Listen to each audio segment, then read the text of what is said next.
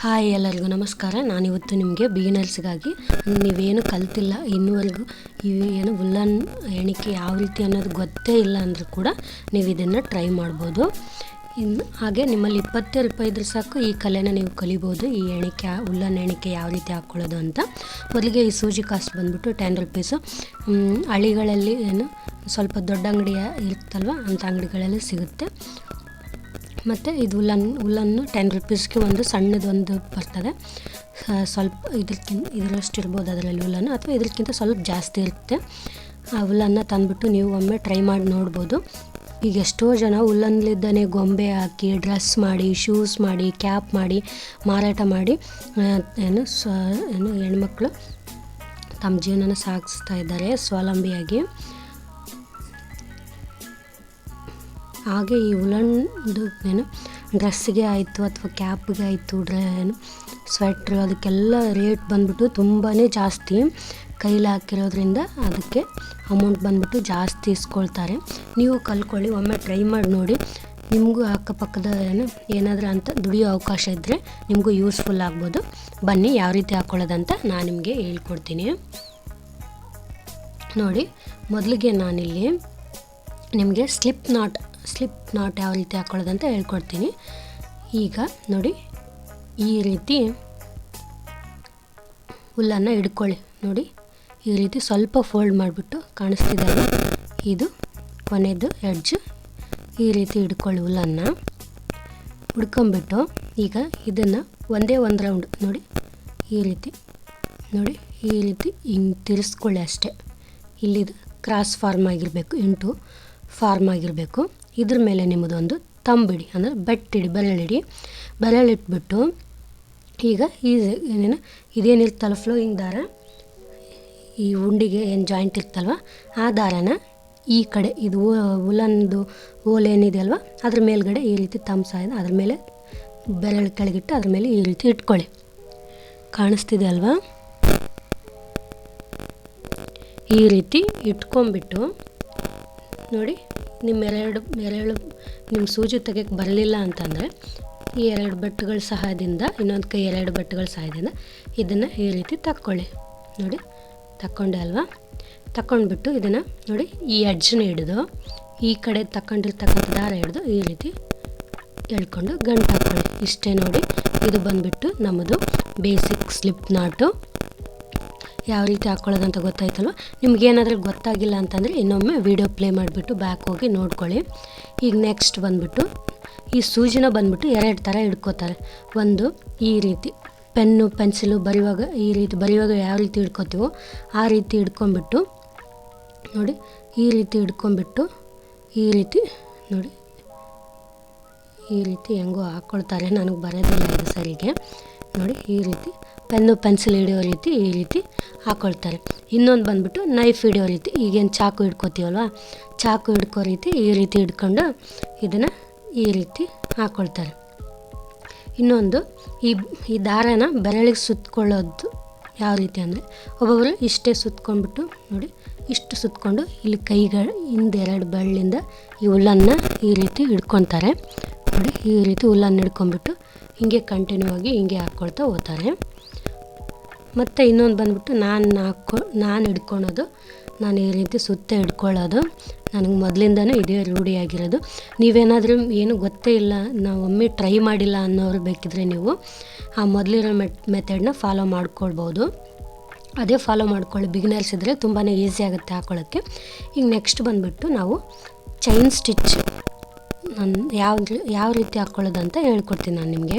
ನೋಡಿ, ಮೊದಲಿಗೆ ಸೂಜಿನ ಈ ರೀತಿ ಹಿಡ್ಕೊಳ್ಳಿ. ಇದನ್ನು ಬಂದುಬಿಟ್ಟು ನೀವು ಫುಲ್ ಟೈಟಾಗಿ ಹಿಡ್ಕೋಬಾರ್ದು. ನೋಡಿ, ಇಷ್ಟು ಟೈಟಾಗಿ ಹಿಡ್ಕೊಂಡ್ರೆ ಇಲ್ಲಿ ದಾರ ತಗೊಂಡಾಗ ಈ ದಾರ ಇದರಲ್ಲಿ ಪಾಸ್ ಆಗಲ್ಲ. ಇದನ್ನು ಫುಲ್ಲು ಲೂಸಾಗಿ ಬಿಡಬೇಡಿ. ಫುಲ್ಲು ಲೂಸಾಗಿ ಬಿಟ್ಟರೆ ನೋಡಿ ಎಣಿಕೆ ಈ ರೀತಿ ಕಾಣಿಸ್ತೆ. ಅಂದರೆ ಇಷ್ಟೇ, ಅಂದರೆ ಫುಲ್ಲಲ್ಲಿ ಟೈಟ್ ಇರಬಾರ್ದು. ನೋಡಿ, ಈಗ ಪಾಸ್ ಮಾಡಿದ್ರೆ ಇಲ್ಲಿ ಉಲ್ಲನ್ ಪಾಸ್ ಆಗಬೇಕು ನೀಟಾಗಿ. ಇಲ್ಲಿ ಯಾವುದೇ ಗ್ಯಾಪ್ ಕಾಣಿಸ್ಬಾರ್ದು, ಅಷ್ಟು ನೀಟಾಗಿ ಇರಬೇಕು. ಆ ರೀತಿ ಸೂಜಿನ ಆ ಹೋಲಲ್ಲಿ ಇಟ್ಕೊಳ್ಳಿ. ಇಟ್ಕೊಂಡ್ಬಿಟ್ಟು ನೋಡಿ, ಈಗ ನಾನು ರೈಟ್ ಹ್ಯಾಂಡಲ್ಲಿ ಸೂಜಿ ಹಿಡ್ಕೋತಾ ಇದ್ದೀನಿ.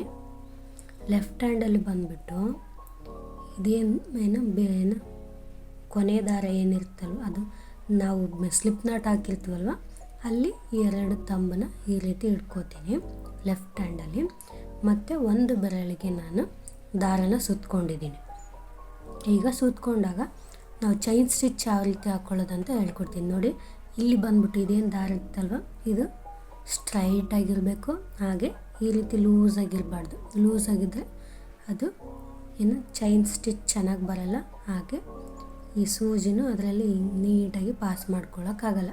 ಇದನ್ನು ಟೈಟಾಗಿ ಹಿಡ್ಕೊಂಡು ಇದನ್ನು ಮಾತ್ರ ಸೂಜಿನ ಮಾತ್ರ ಇಲ್ಲಿ ಫುಲ್ ಟೈಟಾಗಿ ಹಿಡ್ಕೊಳ್ಬಾರ್ದು ಮತ್ತು ಫುಲ್ ಲೂಸಾಗಿನೂ ಹಿಡ್ಕೊಳ್ಬಾರ್ದು. ಮೀಡಿಯಮ್ಮಾಗಿ ಇಟ್ಕೊಳ್ಳಿ ನೋಡಿ. ಮೀಡಿಯಮ್ ಅಂದ್ರೆ ಇಷ್ಟೇ, ಇದು ಸೂಜಿ ಇಲ್ಲಿ ಸ್ವಲ್ಪ ಗ್ಯಾಪ್ ಕಂಡಂಗೆ ಆಗಬೇಕಷ್ಟೆ, ಮತ್ತು ಜಾಸ್ತಿ ಕಾಣಂತಿಲ್ಲ, ಸುಮ್ಮನೆ ಸ್ವಲ್ಪ ಅಷ್ಟೇ. ಈಗ ನೋಡಿ ಯಾವ ರೀತಿ ನಾವು ಚೈನ್ ಸ್ಟಿಚ್ ಹಾಕ್ಕೊಳ್ಳೋದಂದರೆ ಇದನ್ನು ಟೈಟಾಗಿ ಹಿಡ್ಕೊಂಡ್ಬಿಟ್ಟು ಈಗ ನೋಡಿ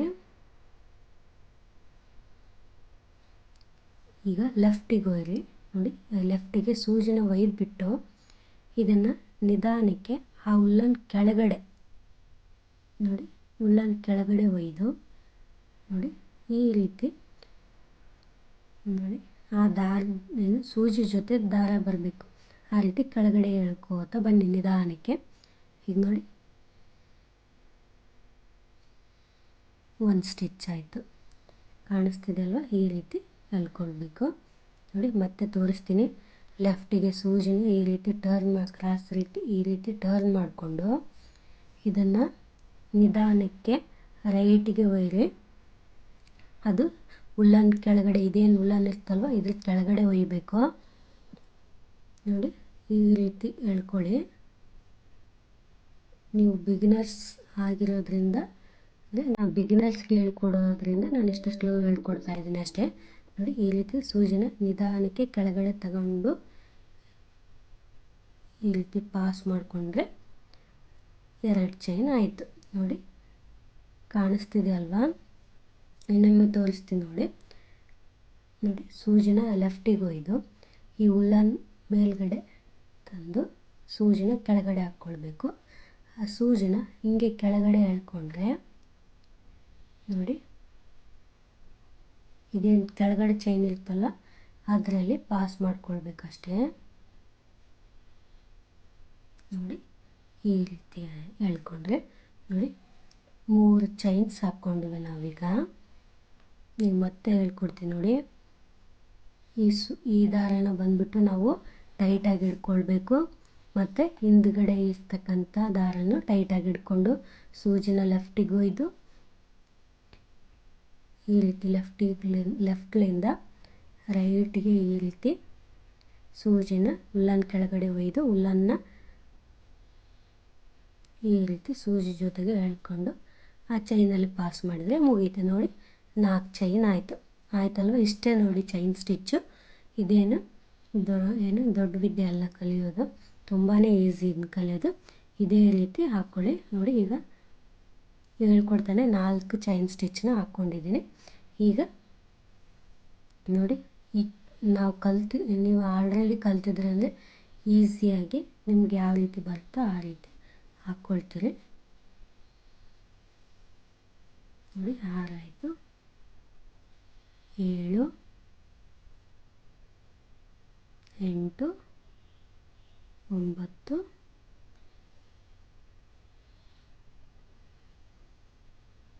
10 ನೋಡಿ. 10 ಚೈನ್ ಸ್ಟಿಚ್ ಹಾಕ್ಕೊಂಡಿದ್ದೀನಿ. ಇದು ಬಂದ್ಬಿಟ್ಟು ನಿಮಗೆ ತೋರಿಸ್ಬೇಕು ಅಂತ ನಾನು ಇಲ್ಲಿ ಹಾಕ್ಕೊಂಡಿರೋದು ನೋಡಿ. ಇದು ಬಂದ್ಬಿಟ್ಟು ಈ ಸ್ಟಿಚಸ್ ಬಂದ್ಬಿಟ್ಟು ಈ ರೀತಿ ನಾವು ಜಡೆ ಎಣ್ಕೊಂಡಾಗ ಯಾವ ರೀತಿ ಕಾಣಿಸ್ತೋ ಜಡೆ ಆ ರೀತಿ ಕಾಣಿಸ್ತಿದೆ ಅಲ್ವಾ? ಈ ರೀತಿ ಜಡೆ ಟೈಪ್ ಕಾಣಿಸ್ತೆ. ಇದು ಬಂದ್ಬಿಟ್ಟು ನಾವು ಚೈನ್ ಸ್ಟಿಚ್ ಅಂತ ಕರಿತೀವಿ. ಇದು ಬೇಸಿಕ್ ಸ್ಟಿಚ್ ಇದು. ಇದರಲ್ಲಿ ಇದನ್ನು ಎಲ್ಲದಕ್ಕೂ ಬೇಸಿಕ್ ಫಸ್ಟ್ ನಾವು ಯಾವುದೇ ಸ್ಟಿಚಸ್ನ ಹಾಕ್ಕೊಳ್ಬೇಕಿದ್ರೆ ಇದನ್ನೇ ಫಸ್ಟ್ ಹಾಕ್ಕೊಳ್ಳೋದು ಬೇಸಿಕ್ದು.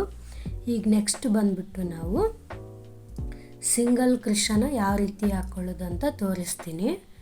ಇದು ಅರ್ಥ ಆಗಿಲ್ಲ ಅಂತಂದರೆ ನೀವು ವಿಡಿಯೋ ಇನ್ನೊಮ್ಮೆ ಪ್ಲೇ ಮಾಡಿ ನೋಡ್ಬೋದು. ನಾನು ಹೇಳಿರೋದು ಈಸಿಯಾಗಿ ಹೇಳ್ಕೊಟ್ಟಿದ್ದೀನಿ ಅಂತ ಭಾವಿಸ್ತೀನಿ. ಬನ್ನಿ ಈಗ ನೆಕ್ಸ್ಟ್ ಯಾವ ರೀತಿ ಹಾಕ್ಕೊಳ್ಳೋದಂತ ತೋರಿಸ್ತೀನಿ. ನೋಡಿ, ಈಗ ನಾವು ಸಿಂಗಲ್ ಕ್ರೋಶನ ಹಾಕ್ಕೊಳ್ತಾ ಇದ್ದೀವಿ. ಸಿಂಗಲ್ ಕ್ರೋಶ ಹಾಕ್ಕೊಳ್ಳೋದು ಬಂದುಬಿಟ್ಟು ನಾನಿಲ್ಲಿ 11 ಚೈನ್ ಸ್ಟಿಚಸ್ನ ಹಾಕ್ಕೊಂಡಿದ್ದೀನಿ.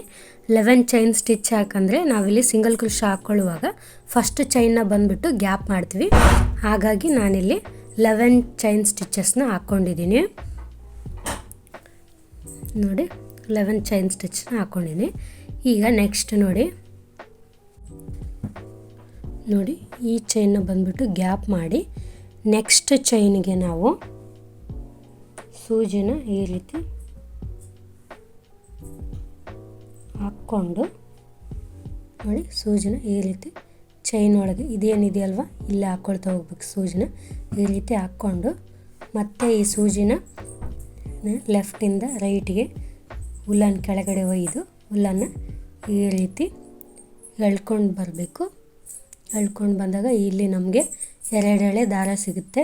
ಈಗ ಮತ್ತೆ ಸೂಜಿನ ಲೆಫ್ಟ್ ಒಯ್ದುಬಿಟ್ಟು ಉಲ್ಲನ್ನು ಈ ರೀತಿ ಎಳ್ಕೊಂಡು ಇವೆರಡರಲ್ಲೂ ಪಾಸ್ ಮಾಡ್ಕೊಳ್ಬೇಕು. ಎರಡರಲ್ಲೂ ಪಾಸ್ ಮಾಡ್ಕೊಂಡ್ಮೇಲೆ ಇದು ಬಂದುಬಿಟ್ಟು ನಮ್ಮದು ಫಸ್ಟ್ ಸಿಂಗಲ್ ಕ್ರೋಶ. ಈಗ ನೆಕ್ಸ್ಟ್ ಮತ್ತೆ ತೋರಿಸ್ತೀನಿ ನೋಡಿ. ಮತ್ತು ಈಗ ನೆಕ್ಸ್ಟ್ ಚೈನಲ್ಲಿ ಸೂಜಿನ ಇನ್ಸರ್ಟ್ ಮಾಡ್ಕೊಂಡ್ಬಿಟ್ಟು ಉಲ್ಲನ್ ಕೆಳಗಡೆ ಸೂಜಿನ ಒಯ್ದು ಆ ಉಲ್ಲನ್ನು ಈ ರೀತಿ ಎಳ್ಕೊಂಡು ನೋಡಿ ಹೊರಗಡೆ ಎಳ್ಕೊಂಡು ಬಂದರೆ ಈಗ 2 ಲೂಪ್ ಸಿಕ್ತು. ಈಗ ಇದನ್ನು ಮತ್ತೆ ಸೂಜಿನ ಅದೇ ರೀತಿ ಒಯ್ದು ಒಂದೆಳೆ ತಗೊಂಬಂದು ಇದರಲ್ಲಿ ಪಾಸ್ ಮಾಡಿದರೆ ನೋಡಿ ಇದೇ ರೀತಿ 2 ಈಗ ಸಿಂಗಲ್ ಕ್ರೋಶ ಸಿಕ್ತು. ಇದೇ ರೀತಿ ಫುಲ್ಲು ನಾವು ಸಿಂಗಲ್ ಕ್ರೋಶ ಹಾಕ್ಕೊಳ್ತೀನಿ ಇದಕ್ಕೆ. ನೋಡಿ,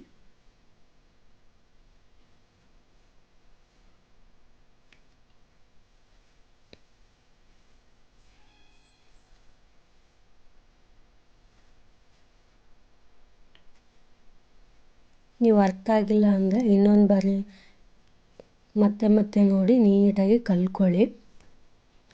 ಹೆಣ್ಮಕ್ಳಿಗಂತೂ ಯಾವುದಾದ್ರೂ ಒಂದು ಕೆಲಸ ಗೊತ್ತಿದ್ರೇ ಚಲೋ ಈ ದಿನದಲ್ಲಿ, ಅಂದರೆ ಈ ಕಾಲದಲ್ಲಿ.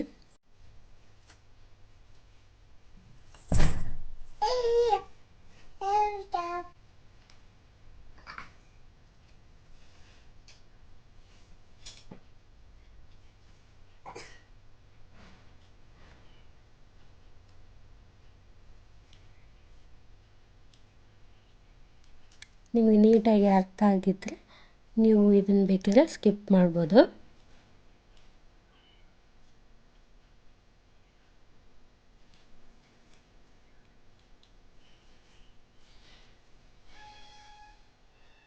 ಚೈನ್ ಉಳಿದಿದೆ ಅಷ್ಟೇ.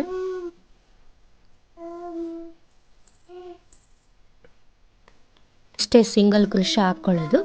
ಈಗ ನೆಕ್ಸ್ಟ್ ಬಂದುಬಿಟ್ಟು ಹಾಫ್ ಡಬಲ್ ಕ್ರೋಶ ಯಾವ ರೀತಿ ಹಾಕ್ಕೊಳ್ಳೋದು ಅಂತ ಹೇಳ್ಕೊಡ್ತೀನಿ ನೋಡಿ.